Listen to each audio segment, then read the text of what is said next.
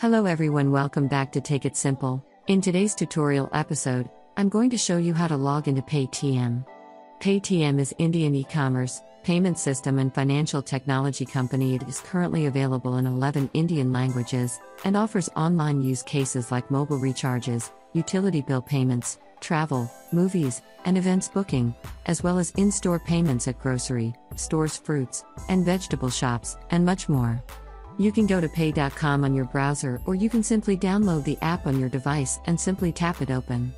To log into Paytm, tap on the menu icon located at the upper left and tap on Login. You can change the language setting by tapping on Change Language, select the language that you prefer, or you can skip the step for now. As well, now enter the mobile number and tap on Proceed securely. Allow Paytm to make and manage phone calls by tapping on Allow. For a verification purpose, a code will be sent to your mobile number. Simply type in the code and log into your Paytm account. That is how you can do it. I hope you found the video useful. If you did, go ahead and give it a thumbs up. Feel free to comment down below in the comment box if you have a question or feedback.